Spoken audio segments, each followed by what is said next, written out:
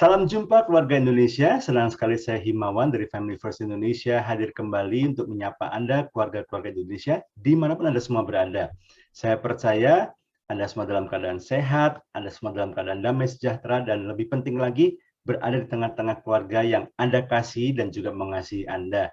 Senang sekali kami bisa hadir dalam bincang-bincang inspirasi keluarga, dan pada kesempatan kali ini kami akan mendiskusikan satu topik yang menarik, yaitu pendidikan di masa pandemi. Berkaitan dengan 2 Mei adalah Hari Pendidikan Nasional, kami akan mengangkat tema berkaitan pendidikan anak-anak khususnya di masa pandemi ini.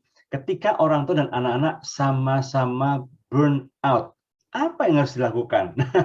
Memang burnout itu sendiri sebuah istilah yang belakangan ini sepertinya sedang trending ya, sedang viral ya. Dikit-dikit, wah kamu lagi burnout. Wah yang ini namanya academic burnout. Wah ini yang namanya parental burnout. Semua tiba-tiba label burnout ini begitu marak digunakan. Nah, apa itu burnout? Lalu metode pembelajaran yang bagaimana yang bisa membuat anak dan orang tua terjebak di dalam satu kelelahan atau satu situasi burnout. Belum lagi beberapa keluarga mengatakan begini, ini sih kenapa sih metode pembelajaran di sekolah ini berubah-ubah terus ya? Ada sistem baru, gara-gara pandemi berubah gitu ya. Sekarang harus adaptasi lagi, ada perubahan lain lagi. Waduh perubahannya seperti itu ya. Tidak ada satu pembekalan atau sosialisasi yang tepat gitu. Aduh, bukan cuma anak, ortu pun juga ikut pusing ya. Belum lagi berbagai masalah dalam pandemi membuat orang tua maupun anak merasa dalam situasi yang mungkin menurut istilah orang awam katakan adalah burnout, sehingga ketegangan demi ketegangan terjadi ya. Bagaimana mensiasati, bagaimana mengelola ini semuanya? Telah hadir bersama-sama dengan saya Ibu Sharon, Ibu Sharon yang sudah menyediakan waktunya, Ibu Sharon Wimar menyediakan waktunya di tengah-tengah kesibukannya. Terima kasih Ibu Sharon, gitu ya. Dan kami Sama-sama. bersyukur ya Ibu Sharon ini seorang pemerhati masalah keluarga juga, seorang psikolog dan juga seorang pengajar berkaitan dengan masalah-masalah keluarga, khususnya masalah parenting juga. Ibu Sharon, nah tadi saya memberikan Ya. pengantar tentang masalah burnout, dan kemudian judul topik kita juga berkaitan dengan masalah burnout itu sendiri. Sebetulnya apa sih Mhm. Bu yang disebut dengan burnout ini Bu? Iya. Selamat pagi dulu ya, saya Ya, menyapa pada pemirsa, pendengar dimanapun berada. Selamat pagi juga Pak Himawan. Terima ya, kasih ya. terima kasih. Burnout ini sebetulnya muncul itu pertama kali dipopulerkan oleh yang bernama Freudenberger. Freudenberger Hmm. ini bicara itu tahun 74 ya, Hmm. tentang burnout. Nah, ini menjadi sebuah diagnosis psikologis pada saat itu, yang dia munculkan di tahun 74 itu. Kemudian akhirnya sampai sekarang memang itu sudah menjadi sebuah bagian daripada uh, mental health di mana-mana, di mana mereka memperhitungkan bagaimana seseorang mengalami burnout. Nah, burnout ini sebetulnya apa? Burnout itu pertama kali kita harus pisahkan dulu dengan istilah exhaustion atau Oke. keletihan yang berat ya. Exhaustion. Jadi tidak selalu orang yang exhaustion atau keletihan berat itu burnout. Ya, kita harus pilah. Kalau gitu burnout itu apa dong begitu ya. Nah, burnout ini mempunyai elemen paling tidak sebagai panduan kita. Dia itu memang pasti mengandung unsur exhaustion, itu pasti. Tetapi nggak hanya berhenti di situ, dia juga terjadi depersonalisasi. Jadi di mana seseorang itu tidak melihat lagi real kehidupan masalah dia dengan jernih, ya, tidak lagi bisa jernih melihatnya, seperti terhanyut begitu ya. Yang dia rasakan hanyalah keluhannya, keletihannya, dia mudah irritable ya, jadi seperti mudah resah, gelisah, tidak tenang, ya, mudah sekali terpicu untuk marah, cemas dan sebagainya begitu ya. Itu kedua. Nah, yang ketiga berkaitan sekali burnout ini dengan bagaimana orang merasa self fulfillment-nya itu terhambat, sehingga dia memunculkan ada perasaan lain yang kita sebut negative emotion yang terjadi di sana ya. Nah, jadi burnout itu yaitu waktu seseorang sudah merasa terpojokkan, ya, ya terpojokkan bisa dibayangin tuh ya, seperti ditekan begitu, nggak bisa keluar Mhm. dari situ, yang terus menerus dia harus hadapi, entah itu kalau tugas sebagai orang tua, kalau kita mau bilang parenting apa tuh Burnout. burnout, Mhm. academic burnout tuh artinya ketika siswa itu tidak bisa keluar Mhm. daripada tuntutan, daripada tugas, apapun itu tugas bentuknya bersifat akademik yang dia harus penuhi, nggak bisa dihentiin istilahnya itu, nggak bisa dihentiin. Hmm. Keep going terus begitu, terus menekan, memojokkan begitu, nggak peduli hari apapun, nggak peduli hari apapun, berarti kita bisa bayangin ya, mau itu hari Sabtu, hari Minggu, nggak peduli itu berlanjut bulan demi bulan sampai tahun bahkan. Jadi seperti nggak bisa keluar dari itu. Dan burnout ini tidak bisa terlepas dari yang kita sebut karena ada exhaustion, ada depersonalisasi tadi, lalu ada self fulfillment yang terhambat dirasakan, maka memang berkaitan dengan tugas pekerjaan seperti kayak Oh. occupation seseorang. Jadi unsur-unsur ini yang perlu kita pahami sehingga kita lebih mengerti burnout itu seperti apa. Nah, burnout itu hadir karena sistem. Ya, nah karena Oke. sistem yang membelenggu kita sebutnya. Nah, karena nggak bisa keluar kan, jadi kayak Mhm. membelenggu. Saya Mhm. pakai kata itu yang akibat daripada kita itu seperti dituntut harus punya achievement terus-menerus, harus ngejar Hmm. target terus-menerus, nggak boleh begini, nggak boleh gitu, nggak boleh lalai ini, nggak boleh itu.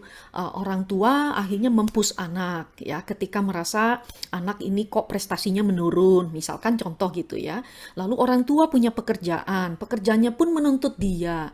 Entah kalau dia pedagang, dia harus kerja targetnya sendiri, omsetnya. Kalau dia adalah karyawan, maka sebagai karyawan dia ada dalam perusahaan, ada dalam sistem.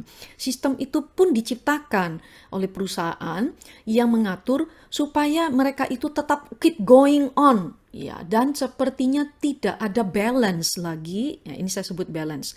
Sehingga tidak ada yang namanya bisa rehat. Ya, rehat ya Hmm. sejenak. Atau ada variatif di dalam aktivitas yang membuat dia bisa lega sesaat. Bisa istirahat rileks begitu. Jadi Oh, itu yang hilang sehingga sistem itu membuat orang seperti terbelenggu yang tadi kayak menggelinding terus-menerus sehingga keadaan ini yang membuat orang menjadi burnout. wow, ini menarik sekali ya, sahabat keluarga. Ya. Jadi ada satu pengetahuan atau inspirasi yang Ibu Sharon sampaikan, koreksi juga buat kita. Kita pikir selama ini begitu ada orang lagi kelelahan, wah kamu burnout gitu ya. Padahal kita nggak tahu istilah burnout itu sendiri bisa kita apa ya kita campur adukkan dengan istilah exhaustion, keletihan. Kalau burnout lebih ada satu faktor yang sangat penting yaitu sebuah sistem. Adanya sebuah sistem yang memicu dan memacu seseorang sampai orang itu merasa nggak punya istilahnya seperti kehabisan nafas ya, sesak nafas mungkin Bu Sharon ya, karena dia tertuntut ya, oh harus ada result, harus ada hasil, harus ranking, harus ada tugas yang dikumpulkan, tugasnya harus sekian halaman, harus begini, harus ada requirements, tuntutan-tuntutan yang harus Mm, dipenuhi. mm, Dan mm, kalau mm, nggak bisa memenuhi tuntutan ini, aduh rasanya menjadi gagal dan rasanya menjadi apa namanya tidak berarti sehingga akhirnya mm. untuk menghindari rasa itu dia harus mengikuti sistemnya dan seolah-olah nggak bisa keluar lagi. Ini adalah burnout dan ini semua disebabkan oleh sebuah sistem, itu kata kuncinya ya. Ada sebuah sistem. Nah, Bu Sharon, masalahnya dengan sistem pendidikan yang berubah-ubah ini, ada nggak sih sebetulnya Bu Sharon dari pengalaman Ibu ya, pengaruhnya kepada anak? Aspek-aspek apa saja yang membuat anak itu terpengaruh dari perubahan atau sistem pendidikan yang ada di Indonesia saat ini, Bu Sharon? Iya, kalau kita melihat ini ya memang tidak terelakkan ya bahwa dunia seperti kayak takut sekali kehilangan performa daripada achievement mereka. Ya, Mhm. entah itu kalau Mhm. misalnya sekolah tadi yang ditanyakan oleh Pak Himawan, maka sekolah tentu menginginkan menjadi sekolah yang terfavorit atau yang terbukti siswanya ada sejumlah beberapa siswa yang berprestasi Ya, di ajang nasional maupun internasional, entah itu di mata pelajaran apa, dan sebagainya, lomba apa, dan sepertinya itu menjadi sebuah target-target yang memaksa, tanda petik ya tadi kan, seperti dipaksa dipojokkan begitu ya, untuk harus berada di sana, nggak boleh lengah, nggak boleh hilang sesaat, harus terus-menerus digenjot, sehingga tidak ada lagi balancing yang diingat. Nah, kecuali ada sekolah yang mungkin mengingat bahwa perlu balancing. Jadi ada saatnya memang bukan itu menjadi penekanan yang lebih utama, tetapi bagaimana ada aktivitas-aktivitas, ada komunitas-komunitas yang dibuat begitu di dalam sistem juga yang membuat orang itu bisa merasakan relax, connection, disegarkan, dibutuhkan, dilihat, dikenali ya antara manusianya, entah itu antara siswa dengan guru, antara siswa dengan sesama hmm, teman-teman sekelasnya, teman sekolahnya, antara orang tua dengan anak, semuanya seperti itu, antara guru dengan pimpinannya, dan sebagainya. Jadi itu sih. oke, baik. Nah, kalau ada sebuah perubahan sistem, Bu, dalam pendidikan, itu biasanya yang akan mengalami pertama pressure-nya atau dampaknya adalah Mm-mm. anak. Dan Mm-mm. biasanya perubahan atau faktor-faktor atau apa ya, faktor-faktor dalam diri anak apa saja yang terpengaruh biasanya ketika ada perubahan-perubahan sistem dalam dalam sistem pendidikan, Bu. Misalnya dari Mhm. offline menjadi online. Mhm. Lalu kemudian Mhm. yang tadinya mungkin sistem pengumpulan tugas yang bisa berkelompok menjadi individual, Mhm. atau mungkin Mhm. ada perubahan cara-cara penilaian, scoringnya tidak lagi Mhm. berdasarkan ulangan saja, tapi juga Mhm. berdasarkan poin-poin yang lain, kehadiran di kelas, menyalakan kamera atau tidak ketika online, itu kadang-kadang juga Mhm. bisa menjadi sebuah nilai. Itu bagaimana, Oh. apakah itu semua akan berdampak Mhm. kepada anak, dan biasanya yang kena pertama kali apanya, Bu, dari si anak ini, Bu, dengan perubahan-perubahan sistem seperti ini? Saya bisa merasakan ya, Pak Himawan ini sangat menyentuh semua real problem yang nyata begitu ya, konkret ya. Jadi sistem di mana betul, apakah semua siswa diberi rasa aman dan nyaman untuk tampil Hmm. di video begitu. Hmm. Misalkan kalau seragam sekolahnya itu pakai dasi, misalnya ada dasinya, seandainya ya ada yang gitu ya, dasinya sedikit miring, lalu ditegur, ya rapikan gitu. Nah itu membuat lebih cemas ya. Ya. Atau misalkan karena memang sistem online banyak merubah, ada siswa yang bangun mungkin 10 menit sebelum apa tuh jam Jam. pelajaran dimulai, Benar. sehingga tidak rapi atau apa, sehingga malu, lalu memang video dimatikan. Nah jadi ada banyak hal, ada yang nyalain video tapi cuma kelihatan matanya doang, nggak Ya. mau kelihatan yang lain misalnya ya, atau yang kelihatan langit-langit di kamar ya, Benar. macam-macam. Jadi kalau sistem dibuat bahwa semua orang boleh tampil apa adanya itu dengan tidak mendapatkan kritikan doang, Hmm. ya saya kata doang tuh ya, maka Hmm. akan membuat semua orang itu lebih merasakan aspek lain di dalam interaksi I bertemu. see. Ya, jadi misalnya bertemu mata dengan mata, lalu disapa, lebih disapa orangnya. Nah, misalnya ya, Oke. kalau saya nyapa, guru menyapa gitu ya, dengan Ya. nama muridnya Sharon, misalkan lah saya pakai nama saya ya, Ya. misalnya. Hai, selamat pagi Sharon. Nggak peduli mau rambutnya agak sedikit kucel kayak gitu ya atau apa. But seeing the person gitu ya, melihat pribadi orang itu dengan mata yang berbinar dari guru, dengan hati yang begitu senang sekali ketemu kamu, lihat kamu walaupun hanya lewat Zoom ini, maka anak merasa bahwa dia itu berharga, bermakna Hmm. sebagai pribadi, bukan sekedar apa saja yang sehingga nantinya lain kali dia akan ingin bahwa I'm ready gitu loh. Dia mau menunjukkan bahwa I'm ready, maka dia akan memperbaiki dirinya sendiri, penampakan penampilan fisiknya itu sehingga waktu tampil nanti dia udah lebih ada segar, semangat, senang sekali. Jadi hal-hal seperti ini yang memang kita perlu buat di dalam sistem webinar itu. Seperti itu. Tapi kalau misalnya kita mengajak, "Hey, kok aku cuma ngelihat matamu, bolehkah aku lihat semua?" Itu nggak apa-apa, itu ajakan namanya ya. Jadi sistem itu mengajak misalkan bahwa well, yang paling utama itu saya melihatmu begitu ya, dan kamu melihat saya begitu sebagai gurumu, misalkan seperti itu. Itu semoga menjawab ya Pak ya. Iya, iya, iya. Ini Hmm, baik sekali ya, karena tidak sedikit guru-guru yang memang tidak siap transisi dari offline ke online, sehingga akhirnya beberapa sistem-sistem yang diberlakukan ketika hmm, hmm, sekolah secara onsite atau secara offline itu hmm, diberlakukan juga secara online, misalnya kerapian hmm, seragam tadi gitu ya. hmm, Terus harus hmm, atentif ya, harus melihat ke hmm, guru, lalu hmm, hmm, kemudian tidak boleh sambil ngobrol atau bagaimana, atau harus benar-benar diam, benar-benar ketika di kelas kan hmm, ada beberapa sekolah yang mengharuskan demikian.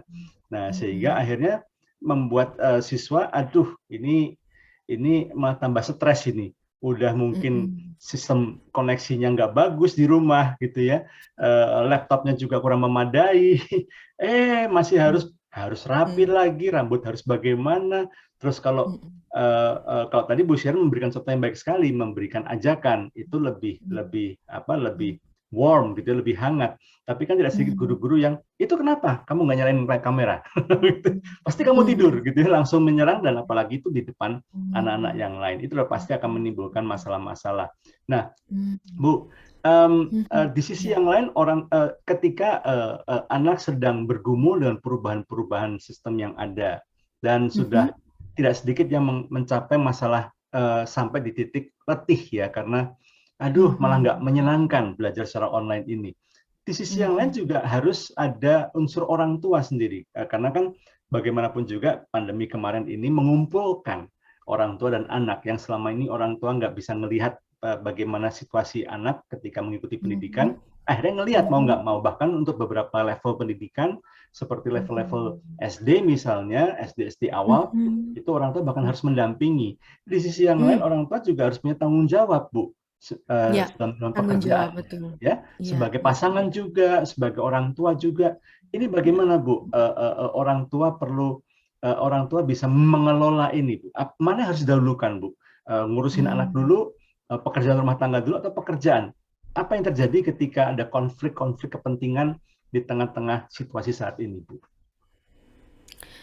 Iya, konflik kepentingan itu pasti biasanya juga termasuk sesuatu yang tidak bisa terelakkan. Ya. Nah, kalau ditanya seperti ini berarti konkret bagaimana sudah mau mengatasi atau meminimalisir terjadinya Mm-mm. burnout.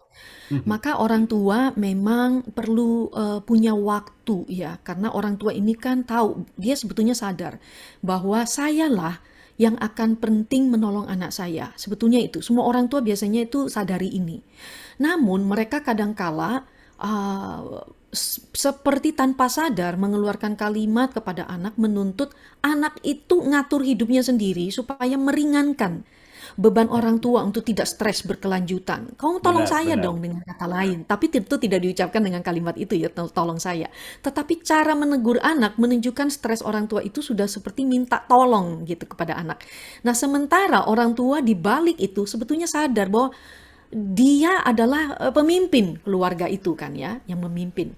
Maka seorang pemimpin perlu yang lebih kuat. Kalau kita pakai istilah itu ya, kalau diizinkan ya, istilah lebih kuat.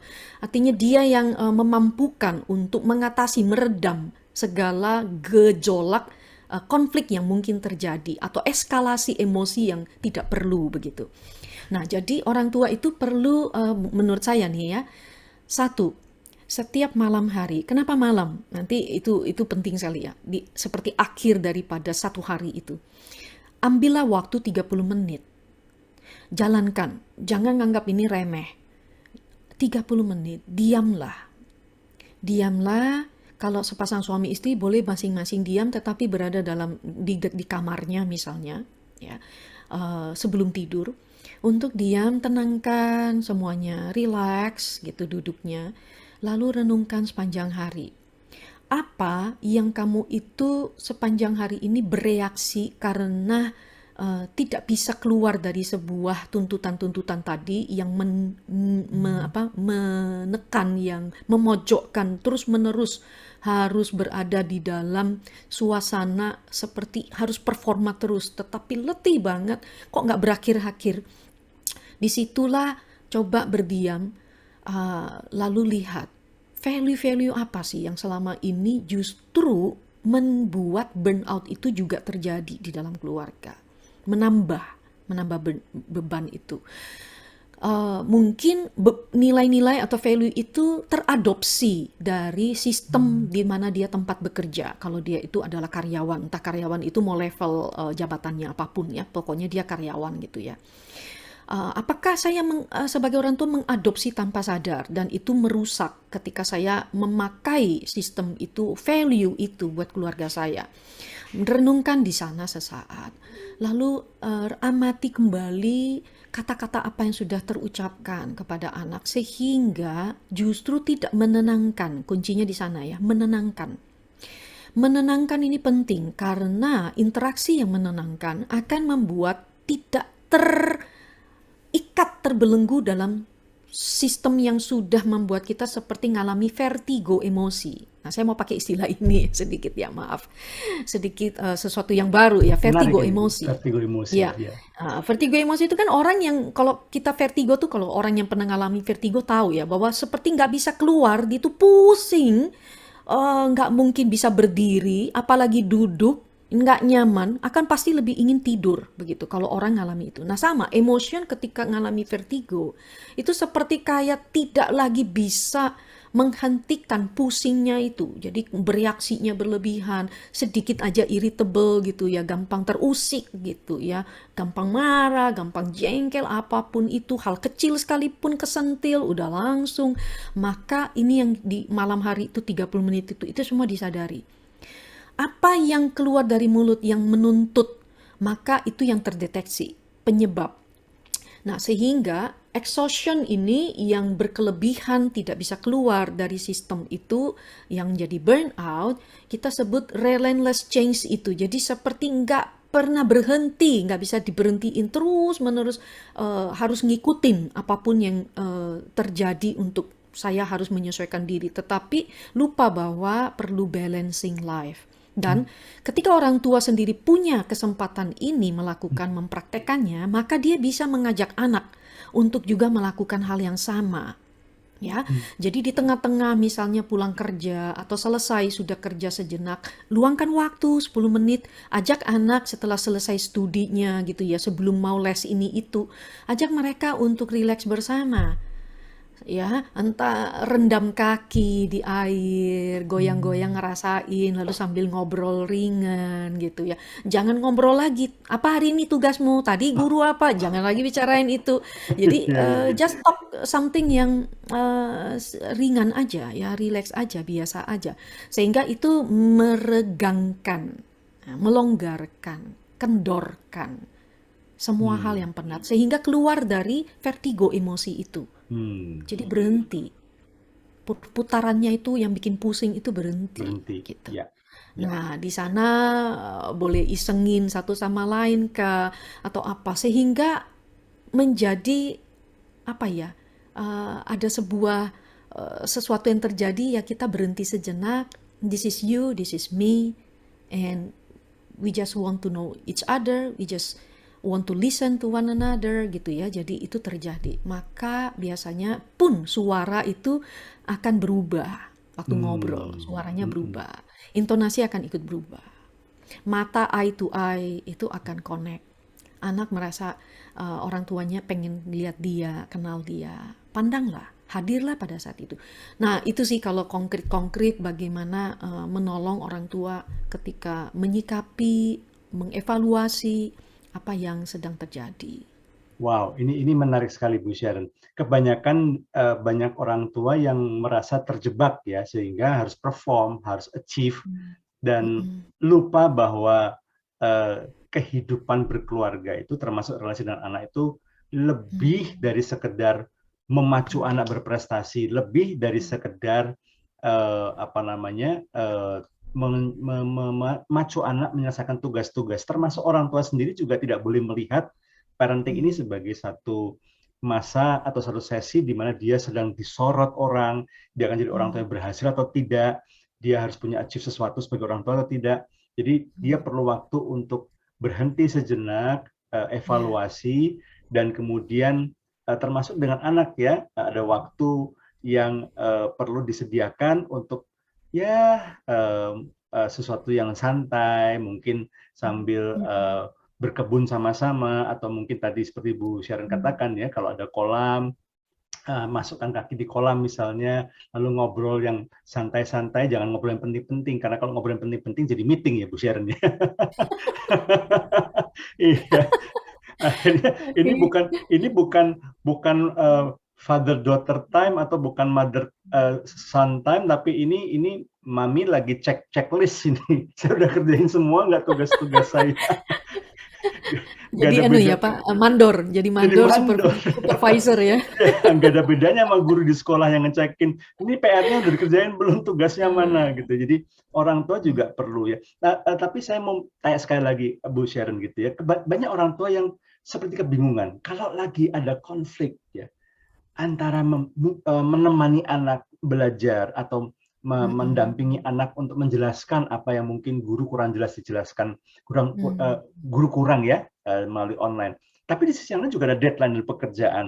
Belum lagi kemudian Mm-mm. kalau seorang ibu ya, suaminya juga teriak-teriak, ini makanan saya mana gitu ya, sarapan saya Mm-mm. mana misalnya. Mana yang harus didahulukan Bu Sharon dalam kondisi seperti ini? Adakah prioritas harus didahulukan lebih dulu gitu Bu Sharon? Mm-mm. Eh, saya mencoba memahami ya Pak Himawan bertanya ini tuh sebetulnya mau mengarahkan kemana gitu ya. Iya, iya, iya, Prioritas hidup itu kan gini ya, mulai dari pagi orang bangun ya. iya. Biasanya tuh kan kita kebanyakan bisa kalau kembali ke burnout punya kata kunci ya, Mhm, elemen-elemennya ya. Kita mhm, itu seperti terlilit, terbelenggu kan, mhm, terbelenggu mhm, otomatis. Jadi kayak otomatis kayak robot. Oh, mhm, saya sudah harus ini, harus itu, mesti ini. Jadi kalau seorang ibu biasanya kan saya mesti siapin makanan atau saya memastikan bahwa makanan ordernya ada atau semacamnya ya tergantung situasi keluarga masing-masing. Ada yang catering makanan, ada yang memang harus order pakai Gojek atau Grab, ada yang memang harus masak begitu. Tergantung keadaan keluarga masing-masing ya. Ada yang harus cuci pakaian, kemudian itu harus ke mesin cuci misalkan. Maka cobalah lihat kalau aktivitas mana di pagi hari yang rutin, saya sebut rutin, yang menjadi mhm. seperti robot itu bisa dipindahkan ke waktu yang berbeda, entah itu sore atau malam hari, yang dimana tidak menjadi lebih stressful, Mhm. bisa sambil bernyanyi mungkin, bisa sambil apa begitu. Karena tiap orang memang caranya berbeda, Pak. Kalau saya bilang satu contoh, bagi orang lain belum tentu cocok contoh itu, ya. Setuju. Jadi kembalikan kepada diri masing-masing, apa yang menjadi ciri khas Anda. Misalkan kalau seperti saya nih ya, saya senang musik, lagu, saya senang nyanyi, saya sedang apa. Kadang kalau pagi hari saya mau gosok gigi aja, saya di depan cermin di wastafel itu, saya akan menyapa diri saya. Saya lihat cermin, Oke. saya nyapa diri saya bilang, halo pagi gitu, Sharon gitu. Saya sebut diri saya, kemudian saya akan tersenyum di sana. At least I greet myself yang mungkin dalam satu hari tidak ada orang yang greet saya, bisa saja ya. Jadi itu kembali ke diri. Lalu mungkin berhumming, saya senang humming, menyanyi gitu, ingat lagu apa. Lalu tiba-tiba biarkan dengan keyakinan saya khususnya, saya percaya ketika humming, saya merasa secara spiritual Tuhan itu kasih lagu apa yang muncul pertama kali. Pesan lagu itu tuh apa yang bagi saya berarti, meaningful. Nah, sesuatu yang meaningful yang saya hadirkan buat diri saya itu akan membuat saya lebih akan bisa memakai hari ini itu melaluinya seperti apa, hadapinya seperti apa. Oke. Nah, ini contoh. Nah, kembali ke tiap orang kan berbeda-beda. Ada yang memang tipe orang harus aktivitas. Kalau ndak aktivitas dia kayaknya gelisah. Maka ini menjadi sebuah problem buat orang itu. Boleh ganti aktivitasnya. Jadi saya tidak berharap Anda selalu nggak beraktivitas. Karena biasanya orang panik. Ada yang hilang dari saya kalau saya nggak begitu. Ada yang aneh dari saya. Maka kembalikan ke diri Anda yang unik itu. Kalau Anda senang aktivitas, olahragalah. Ya, misalnya Anda exercise-nya apa, begitu gerak, itu kan juga aktivitas ya. Nah, geraklah seperti itu, tapi yang lebih membawa sebuah suasana yang Anda itu ada yang baru, relax. Lalu waktu gerak, jangan hanya gerak pikiran Anda lari ke pekerjaan. Nah, biasanya gitu tuh, ya. Biarkan pikiran Anda ikutin dengan aktivitas yang sedang Anda lakukan. Jadi Anda misalnya gerakin tangan, pikiran Anda harus ngikutin perasaan tangan Anda lagi gerak naik, turun, gerak muter, atau apa. Waktu Anda melenggokkan badan juga, leher, pikiran Anda ikutin aja kepala itu atau badan Anda itu seperti apa. Misalnya seperti itu, Anda lagi sedang lihat bunga, ada orang yang senang hanya jalan santai lihat bunga atau pohon karena hobinya itu, maka lakukan itu, jangan pikirannya lari ke yang lain. Ya, hadir tubuhnya di sana, tapi pikirannya jadi udah lari, nanti mau ngapain, maka itu tidak menolong Anda. Jadi sesuaikanlah dengan kepribadian Anda, ciri khas learning style Anda seperti apa. Pakailah itu sebagai kekuatan. Nah, saya sebutnya itu untuk Anda boleh relax sebentar, melakukan aktivitas yang jeda, sehingga Anda tidak seperti jadi robot. Nah, kuncinya di sana, sehingga tidak berkelanjutan seperti nggak henti, itu jadi burnout itu akan terjadi. Oke, dengan kata lain, eh, Ya, masalah prioritasnya yang mana itu kembali lagi berpulang kepada setiap dari kita. Kita masing-masing iya, punya nilai, punya value, bisa saja iya. tidak sama ya antara seorang Mm-mm. Ibu Sharon dengan seorang istri saya misalnya atau seorang ibu yang lain mungkin bisa jadi Ya. eh, Mm-mm. cara dia memutuskan mana yang lebih diprioritaskan bisa jadi berbeda. Tapi yang terpenting adalah saya simpulkan tadi Bu Sharon mengatakan nikmati saja ketika melakukan itu. Jadi jangan Iya, dilihat itu sebagai sebuah ini, aduh saya ngerjain ini tapi habis ini mesti ini, tak tak tak tak iya, langsung iya, langsung schedule-nya iya, habis ini iya, rundown-nya gitu ya. iya. 5 menit Mm, pertama harus kerjakan ini, 10 menit berikutnya harus mengerjakan ini. mm, Forget the rundown gitu ya, lupakan mm, rundown itu, mm. nikmati aktivitas yang Anda sedang melakukan. Anda sedang misalnya Anda putuskan untuk menemani anak, nikmati aktivitas itu ketika Anda membelai kepala anak Anda, Mm, ketika Anda sedang mm, mm. tersenyum kepada anak gitu ya. Ya, Enjoy that gitu ya. mm, Kata kuncinya ya, ketika kita menikmati waktu-waktu itu, maka kita mm, tidak akan terjebak melihat itu sebagai sebuah rutinitas mm, dan kita tidak akan merasa lelah. ya, Termasuk juga ketika Anda putuskan untuk meladeni suami misalnya yang ya, sedang ya, butuh pelayanan. Ya enjoy mm. saja waktu itu. Anda membawakan cookies, Anda membawakan kue atau Yes. gorengan Dan gitu ya. waktu bawain, pandang wajah suami gitu Iya, ya. gitu. Suami pandang wajah istri. Jadi jangan hanya Iya. seperti tugas saya ngasih, udah deh saya sudah bagi piringnya, udah kasihin gitu ya. Tapi lupa connect karena waktu connect itu relaksasi terjadi sebetulnya.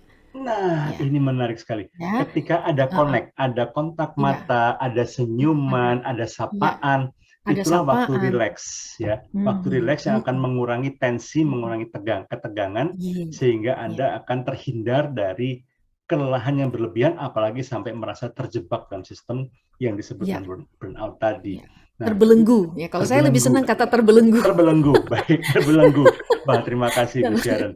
Ya, Iya. nah, salah satu tension Mhm, di mhm, dalam relasi orang tua anak selama mhm, masa-masa pandemi ini, masa-masa belajar secara online ini adalah masalah penggunaan mhm, gawai, Bu, penggunaan gadget. Ya, memang ini mmm, mhm, sepertinya nggak ada kaitan dengan burnout, tapi ini salah satu yang bisa membuat tensionnya mhm, bertambah gitu ya antara orang tua dan anak. mhm, Sebelum pandemi memang sudah banyak sekali para ahli mengingatkan bahaya kecanduan gawai ini ya, mhm, baik itu penggunaan mhm, gawai untuk bermedia sosial ataupun penggunaan mhm, gawai untuk untuk bermain game gitu ya.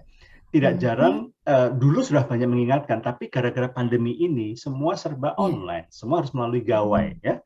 mhm, Eh, Bahan pelajaran melalui gawai juga. Anak belajar juga tidak mhm, lagi buka buku, buka gawainya gitu ya, buka mhm, laptopnya atau buka buka handphonenya gitu ya.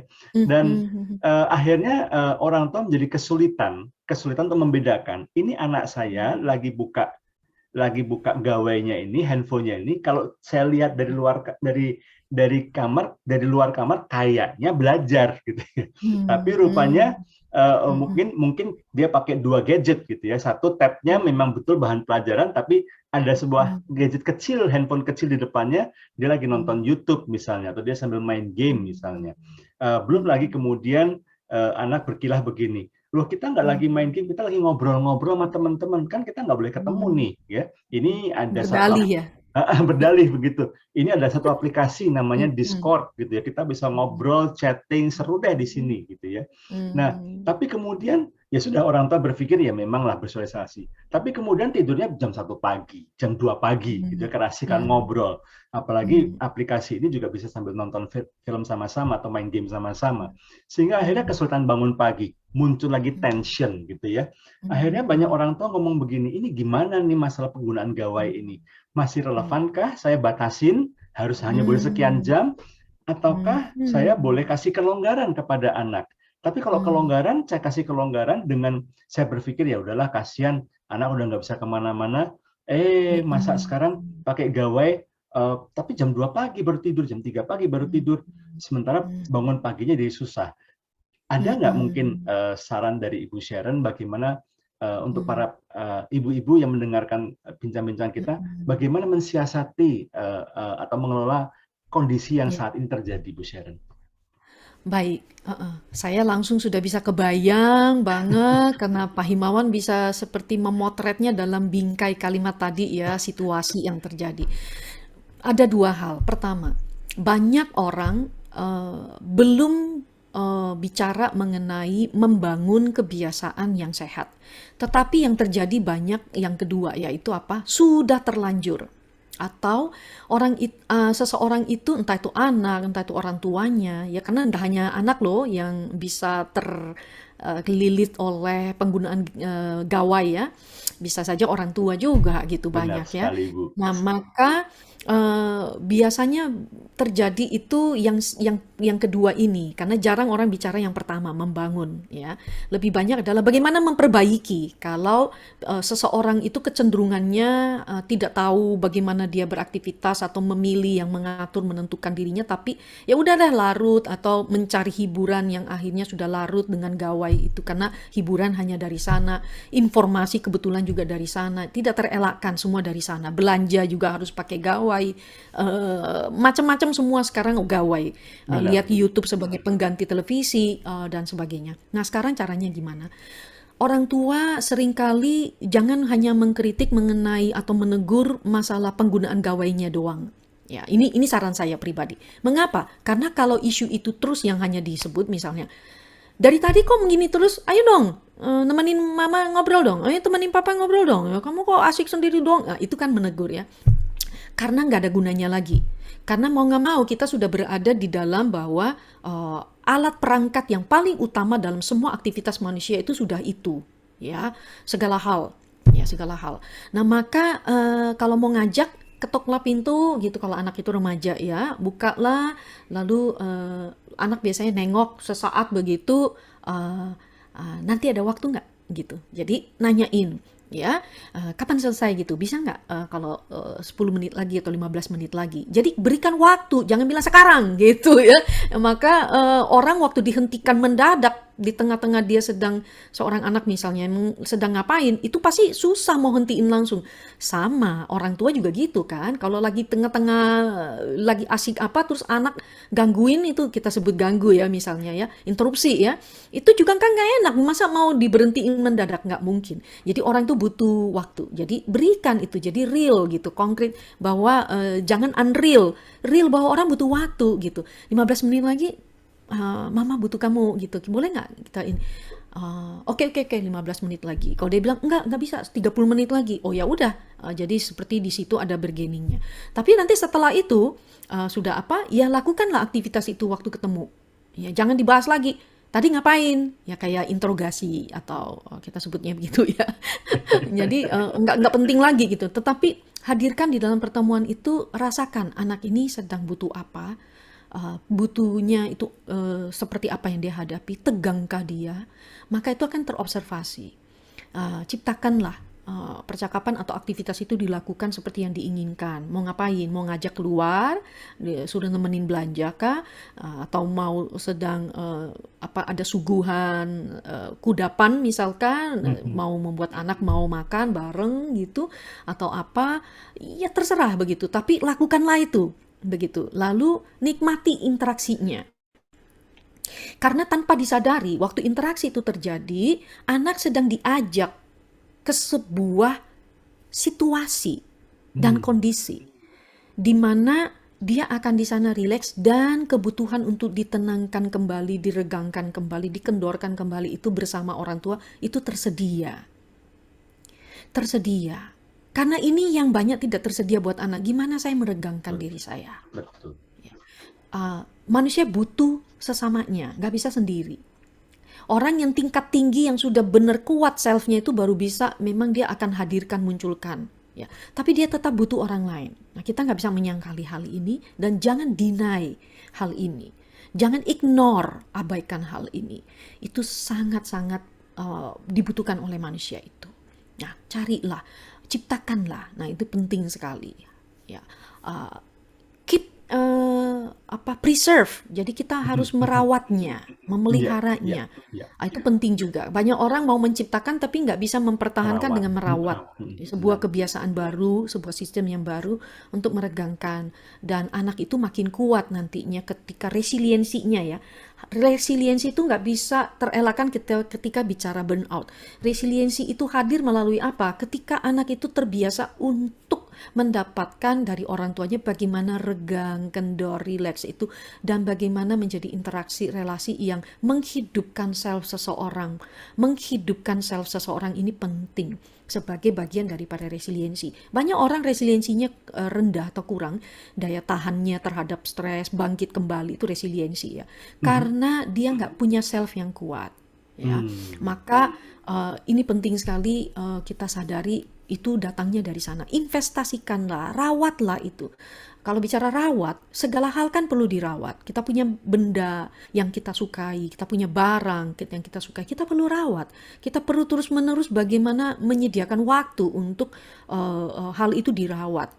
Ya, tiap orang kan punya kesayangan benda berbeda. Ada yang ke kendaraan gitu, ada yang kepada benda entah itu tas, entah kalau ibu-ibu tuh wajan, peralatan masak. Ya kan semuanya perlu dirawat. Ya, dicucinya dengan bersih, dikeringkan, ditaruh di tempat yang benar misalnya. Kenapa antara manusia kita nggak mementingkan merawat jiwa itu, self itu? Betul sekali. Ini nih lebih berharga sebagai kekuatan resiliensi. Kekuatan resiliensi kalau barang itu karatnya jadi lambat untuk terjadi, kita sebut tidak bakalan ada jamur yang lengket di sana, gitu kan? Nah sama nih, jiwa manusia itu kan pengap, sering alami vertigo emosi tadi itu. Bagaimana untuk diredakan, dirawat, dibersihkan dari segala macam ancaman yang membuat takut, membuat cemas. Saya belum cukup begini, saya belum cukup kalau saya nggak begitu. Itu kan menghadirkan jamur pada emosi kita, bakteri pada pikiran kita. Saya pakai istilah-istilah itu deh ya biar Iya, lebih iya, enak nggak apa-apa. untuk langsung kebayang begitu ya. Nah, itunya yang dibersihkan sehingga setiap orang akan punya sesuatu yang baru lagi, energinya akan diperbarui lagi, resiliensinya makin meningkat. Itu sebetulnya. Ya. Wow. Dan adanya aktivitas yang menyenangkan tadi, yang rileks, yang membuat ototnya Ya. kendor, ya tidak terlalu tegang, itu juga bisa mengalihkan perhatian anak ya Bu ya. Jadi tidak selalu melulu kepada Yes. gawai gitu. Karena Yes. tidak jarang juga anak yang merasa habis begitu dipanggil keluar, udah cara manggilnya aja udah nggak enak gitu ya. Harus sekarang, Mm-mm. misalnya tadi seperti Bu Sharon katakan gitu ya. Mm-mm. Mm-mm. Begitu datang dipikir ini nih ada pizza kesukaan kamu misalnya gitu ya, baru mau ngelahap pizza jangan banyak-banyak ntar kamu gemuk. Aduh udah sembilan gitu lagi, aduh nah, kok message-nya kok udah nggak enak ini. Udah gitu coba deh kamu perhatiin, kamu tuh aduh kamu nih ya, sekolah online, nggak sekolah di sekolahnya, kamu nggak perhatiin penampilan, rambut kamu berantakan ini. Ya udah akhirnya ya udah deh, ada apa lagi nih mah, nggak ada ya, aku masuk lagi ya gitu. Oh akhirnya iya. akhirnya masuk lagi ke gawai lagi akhirnya ya, Iya, iya, karena iya. jadi Mm-mm. memang orang tua juga perlu mengubah kebiasaan ya, orang tua pun sendiri harus keluar dari sistem sebuah kebiasaan yang selalu mengintegrasi, menanyakan perkembangan, Ya. memicu anak Mm. untuk berprestasi, Mm-mm. memicu anak untuk achieve Mm-mm. something, Mm-mm. tapi Mm-mm. menyediakan sebuah situasi di mana memang anak tuh merasa relax, kita nggak lagi ngomongin yang penting-penting, kita lagi nggak ngomongin Mm-mm. soal achievement, nggak ngomongin soal tugas, nggak ngomongin soal Mm-mm. penampilan, tapi Mm-mm. ini benar-benar lagi berusaha Mm-mm. untuk menenangkan saya, berusaha untuk mengerti saya, memberi saya ruang untuk saya banyak bicara dan orang tua Mm-mm. mendengarkan. aktivitas-aktivitas seperti ini atau having fun sama-sama gitu ya, Mhm. melakukan hobi Mhm. bersama-sama, mungkin Mhm.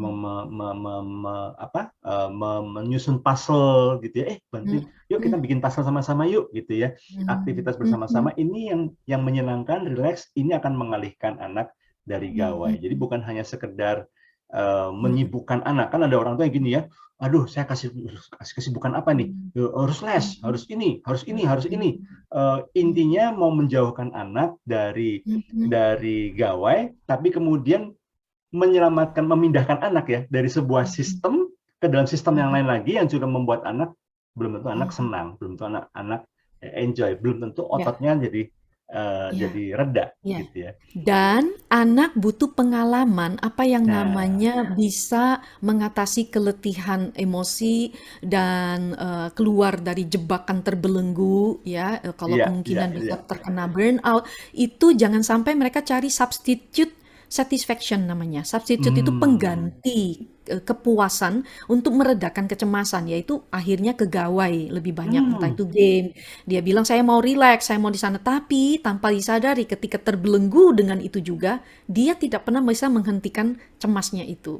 Karena hmm. tidak ada pengalaman lain, Iya, tidak iya, ada iya, iya. investasi skill yang lain, kemampuan yang lain yang dia punyai, sehingga dia pilihnya hanya itu.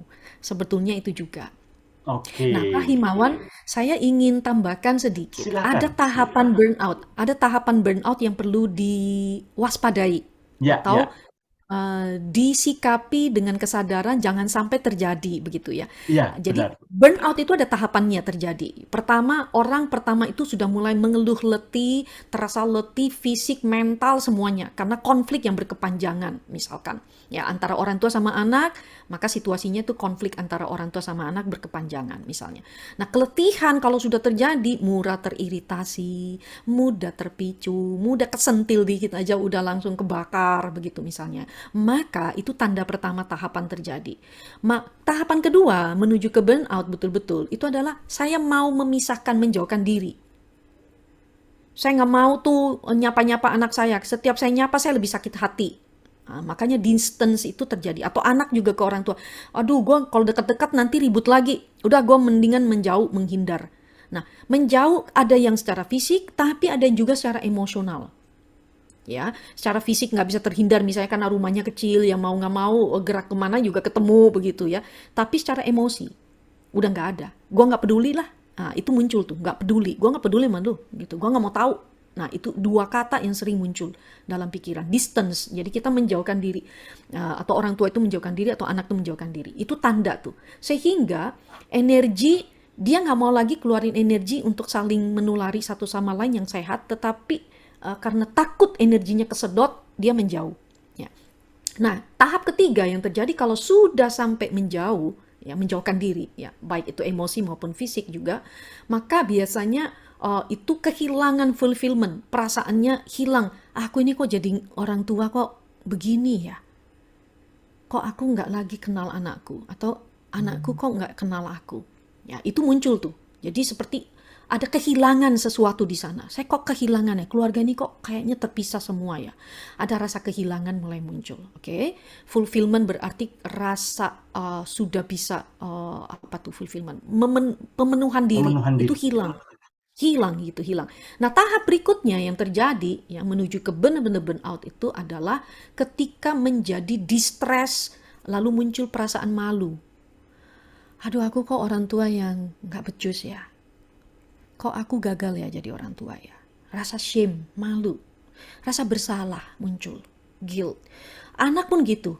Duh, gue malu ya. Gue anak yang kok nggak bisa, maaf ya saya pinjam kata yang sering kita dengar atau apapun yang ditanamkan, berbakti orang orang tua. Kok saya bukan anak yang uh, baik begitu ya. Kok saya ngecewain ya orang tua saya ya. Kok saya nggak bisa menjadi anak yang dibanggakan. Shame muncul, rasa malu itu, guilt, rasa bersalah bisa muncul. Nah, ini tahapan terakhir daripada burnout. Lalu apa yang terjadi? Saya mengkontraskan semua perasaan negatif tadi dengan apa?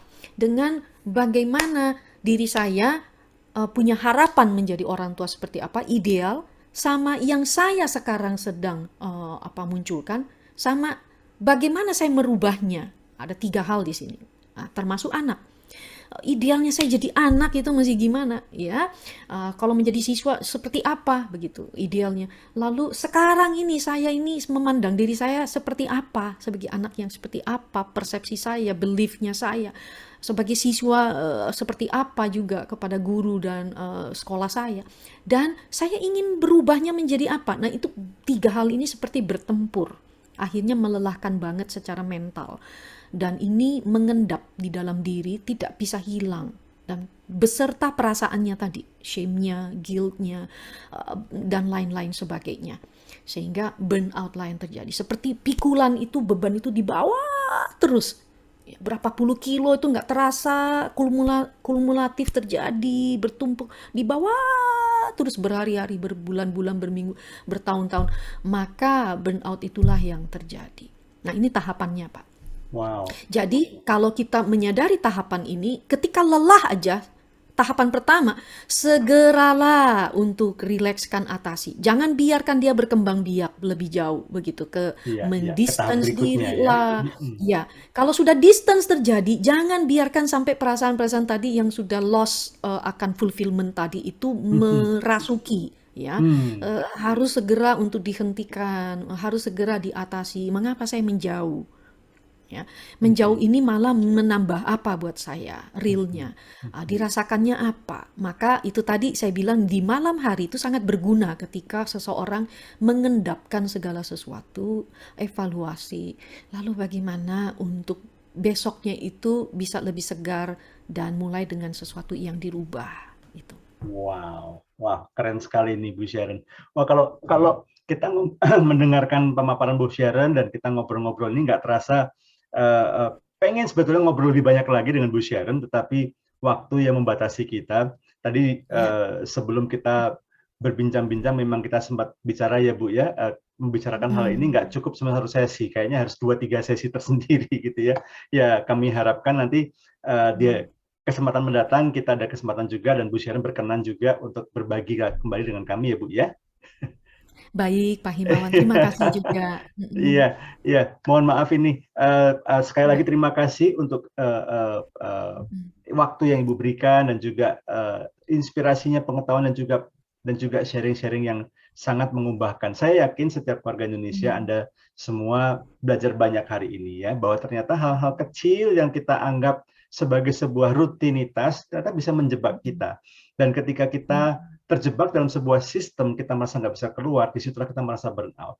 Dan ketika kita tidak cepat-cepat mengatasi, tadi ada 4 tahapan tadi ya, tidak cepat-cepat mengambil sebuah perubahan untuk merelaksasi diri, mengevaluasi diri, dan kemudian melakukan perubahan-perubahan, maka kita akan semakin benar-benar merasa tidak hanya lelah, tapi juga merasa terbelenggu atau burnout tadi. Dan ini sangat berbahaya tidak hanya bagi kita, tapi juga bagi anak-anak kita. Oleh karena itu, saya percaya apa yang tadi Bu Sharon bagikan bisa menjadi sebuah inspirasi dan menjadi sebuah pencerahan buat kita semuanya, dan kita bisa belajar banyak. Bu Sharon, Ya, sekali lagi terima Pak kasih. Himawan. Kalau seandainya Bu Sharon ada 1 atau 2 statement terakhir untuk para keluarga Indonesia, kira-kira apa yang akan Bu Sharon sampaikan untuk keluarga Indonesia sebagai penutup talkshow Iya, kita hari ini? iya. Terimalah bahwa hidup itu sesekali akan terjadi disruption. Itu real. Tidak ada seorang pun manusia bisa mengelak dari timbulnya disruption. Disruption itu adalah misalkan keselip kita bilangnya. Ya, keselip itu kalau jalan itu kayak kesandung atau apa sih namanya? Keselip apa ya? Terpleset. Kira-kira gitu. Terpleset ya, Ya. terpleset. Nah, itu lumrah bisa terjadi pada siapapun, nggak peduli siapa orangnya. Oke, itu real yang perlu diterima. Terimalah. Artinya kita bukan orang sempurna yang tidak mungkin melakukan sebuah kekilafan, kealpaan, atau sesuatu yang reaktif. Ini dulu. Jadi jangan menjadi bertimbun menyalahkan diri berlebihan.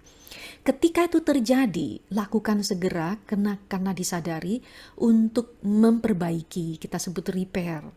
Ya, tahap repair itu lakukanlah. Bicara lagi, jangan jauh. Jangan malu, keterusan malu, lalu mau menutupi malu, lalu pura-pura kayak nggak melakukan kesalahan. Maka kita seperti menjadi orang yang tidak otentik, sehingga anak akan merasakan bahwa tuh lihat semua orang apa munafik. Ya, Hmm. jadi hadirlah real bahwa itu jauh lebih memerdekakan, itu akan jauh lebih mengangkat segala turbulensi dalam emosi, vertigo emosi, maupun membersihkan. Itu bagian dari merawat sebetulnya. Repairlah segera. Akui saja, relax kembali, ajak lagi jangan distance, sehingga itu akan menolong kita. Itu sih yang saya ingin sampaikan. Wow, Bu Sharon, terima kasih sahabat keluarga. Sekali lagi, jangan sampai Anda terjebak pada sistem yang begitu menuntut Anda dan seolah-olah Anda nggak bisa keluar dari situ. Kita punya kuasa, kita punya wewenang untuk itu. Malam hari kita berhenti sebentar, kita evaluasi diri, dan ketika kita menyadari bahwa kita sudah mulai mengalami kelelahan yang menjurus kepada keterbelengguan, berhentilah sejenak, lalu kemudian tata ulang kembali, rubah sistem, rubah nilai-nilai yang membuat kita terbelenggu. Dan kemudian jangan lupa, relasi, kontak mata, relasi dengan anggota keluarga kita jauh lebih penting ketimbang pemenuhan achievement atau tugas-tugas atau prestasi yang kita pikir harus kita kejar. Bagaimanapun juga nikmati saat-saat ketika kita ngobrol dengan anak kita, ngobrol dengan pasangan kita, tertawa bersama-sama, ya menertawakan mungkin kekeliruan atau kekonyolan, itu bukan sesuatu yang berdosa gitu ya. Nikmatilah sama-sama. Dan ketika Ya. memang kita baru sadar, aduh saya terpeleset ini, saya melakukan kesalahan. Jangan terpuruk di situ, jangan terbenam di situ, segeralah bangkit. Kalau perlu Anda mungkin punya komunitas yang sehat, ya teman-teman yang mungkin bisa mengencourage Anda, bisa mendorong Anda untuk memperbaiki, dan sehingga Anda bisa keluar, tidak lagi merasa terbelenggu atau burnout, tapi Anda menjadi pribadi yang merdeka dan bisa menikmati keindahan yang Tuhan sediakan dalam kehidupan kita. Sekali lagi Bu Sharon, terima kasih. Sahabat Sama-sama, Pak sahabat Himon. keluarga, terima kasih sudah menyaksikan talk show kita, juga mendengarkan dimanapun Anda semua berada. Sampai ketemu di lain kesempatan. Sampai jumpa, Tuhan memberkati. Sampai jumpa, Tuhan memberkati.